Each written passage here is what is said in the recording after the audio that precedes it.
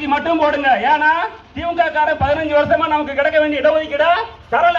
15 வருஷம் பாத்துக்கோங்க. ஒரு வருஷத்துக்கு ஒரு 300 பேர்னா 15 வருஷத்துக்கு கிட்டத்தட்ட 13,000 தேவேந்திர வேளாளர்கள் வேலை போயிருக்கணும். ஆனா வேலைக்கு போக முடியல. அது பண்ணது யாரு? திமுக கட்சிக்காரன். நமக்கு கிடைக்க வேண்டிய இடஒதுக்கீடு உள்ளி இடஒதுக்கீடு அப்படிங்கிற பேர்ல 3% யாரை கொடுத்தான்? அருந்ததியர் கொடுத்தான். அருந்ததியர் கொடுத்தா தப்பு கிடையாது. ஆனா அவன் அந்த 3% இடஒதுக்கீடு தனியா கொடுத்துருக்கணும். என்ன செஞ்சா 18% நமக்கு இருக்க வேண்டியதுல 18% மொத்தம் 70 சாதி இருக்கு. எஸ்சினா தேவேந்திரர்கள் மட்டும் கிடையாது. மொத்தம் 70 சாதி இருக்கு. அதுல அருந்ததியர்கள் மட்டும் 3%. கிட்டத்தட்ட ஒவ்வொரு வேலை வாய்ப்பு கொடுக்கும் போதும் 50 40 அந்த குவான்டிட்டிக்கு ஏற்ற மாதிரி அவங்களுக்கு தனியா போயிடும். நம்ம கடைசி வரைக்கும் எஸ்சில கீழ் சாதியா தான் இருப்போம். நமக்கு கடைசி வரைக்கும் வேலை கிடைக்காது. இந்த கீழ் சாதி அப்படிங்கிற இழிவு பேர் மட்டும்தான் கிடைக்கும். இந்த கீழ் சாதிங்கிற இழிவு பேர் வேணுமா இல்ல தன்மானத்தோட வாழணுமா?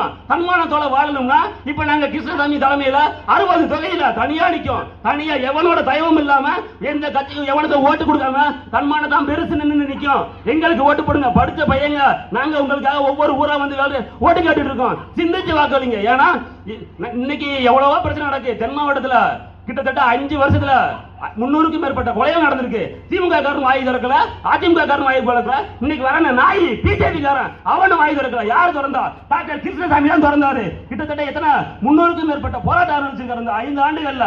எவனாவது அறிவிச்சிருக்கானா? இல்ல ஒரு ஒரு சும்மா ஒரு அறிவு கூட விடல. ஏன்னா அவனுக்கு நம்ம சமூகத்தோட ஓட்டு வேணும். ஆனா நம்ம சமூகம் கடைசி வரைக்கும் அடிமையாவே இருக்கணும் அப்படிங்கிற நினைப்பு அவனுக்கு. ஆனா கிருஷ்ணசாமி அவர்கள் மட்டும் இல்லைன்னு வச்சுக்கோங்க, நம்மளை நாயை விட கேவலமா நினைப்பான். எனக்கு இந்த பக்கத்தூர் துறைச்சேமா இருந்தா நான் படிச்சிருக்கேன். மாசம் 90,000 மேல சம்பளம் வாங்குறேன். 5 நாள் லீவு போட்டு வந்து இதுக்காக வேலை பார்த்துட்டு இருக்கேன். காசுக்காக இங்க எவனுமே கிடையாது.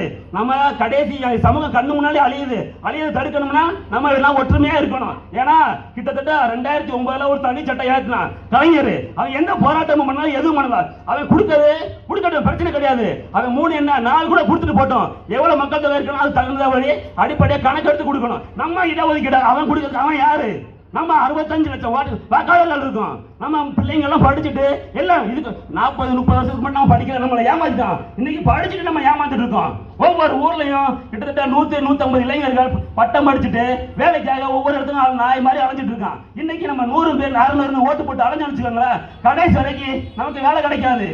எல்லாம் ஏன்னா நம்ம ஓட்டு வேணும். நம்ம கடைசி வரைக்கும் ஆளக்கூடாதுன்னு நினைக்காங்க. நம்ம அடிமையாவே இருக்குன்னு நினைக்காங்க. ஆனா கிருஷ்ணசாமி அவர்கள் மட்டும்தான் நம்மள ஆளணும், ஆட்சியிலையும் அதிகாரத்திலையும் பங்கு கேட்கணும் அப்படி சொன்ன ஒரே காரணத்துக்காக அவருக்கு இன்னைக்கு சீட்டு கொடுக்கல. வெறும் 33,000 ஓட்டு மட்டும் நம்ம இங்க இருக்கோம். வாசுதேவன் தனி தொகுதி. அங்க நம்ம தனியா நின்னாலே 80,000 ஓட்டு நம்ம தனியா நின்று வைக்க முடியும். 95 கிராமத்துக்கு மேல நம்ம மெஜாரிட்டியை வாழ்றோம். ஏன்னா நமக்கு ஓட்டு வாங்கி இருக்கு. காசுக்காக நம்ம அடிமையா இருந்து நினைச்சுக்கோங்களேன். நீங்க வாழ்ந்துட்டு போயிட்டீங்க. ஆனா நாங்க வாழணும். என் பிள்ளை வாழணும். நாங்களாம் தன்மானத்தோட வாழணும்னு நினைக்கும். அதுக்காக தான் கிருஷ்ணசாமி அவருக்காக வந்து நிற்கும். 34 வயசுல நமக்காக வந்தாரு. 1996 கொடியங்குளத்துல வந்தாரு. அன்னைக்கு நம்ம திருப்பி அடிக்க ஆரம்பிச்சோம். ஒரே ஒரு எம்எல்ஏ தான் ஒட்டுமொத்த 233 எம்எல்ஏ ஓட விட்டாரா? சுந்தரலிங்கம் போக்குவரத்து கழகம் எவனாவது கேட்டிருப்பானா? நம்ம கேட்டோம். சுந்தரலிங்கம் போக்குவரத்து கழகம் ஓடலாம், வேற எவங்களும் ஓடக்கூடாதுன்னு சொன்னோம். அதே மாதிரி செஞ்சாரு. அன்னைக்கு இருந்த படம் இன்னைக்கு எங்க போச்சு?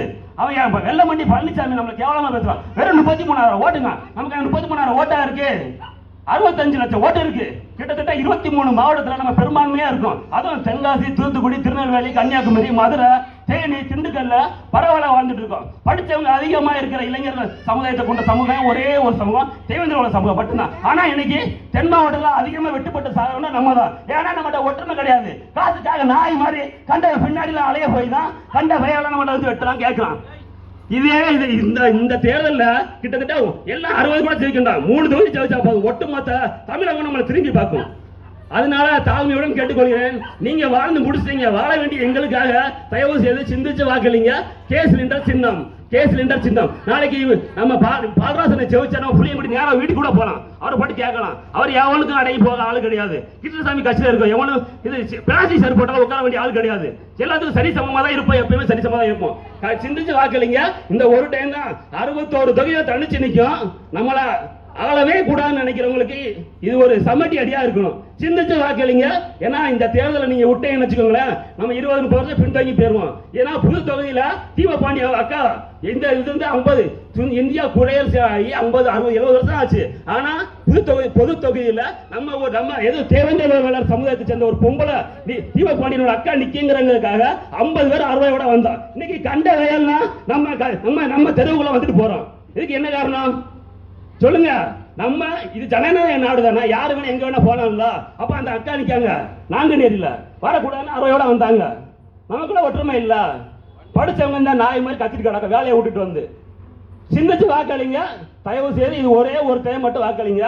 அதுக்கப்புறம் நீங்க பாருங்க, ஒட்டுமொத்த தமிழகமும் திரும்பி பார்க்கும். 96 என்ன நடந்துச்சோ 2026 நடக்கும். நன்றி, வணக்கம்.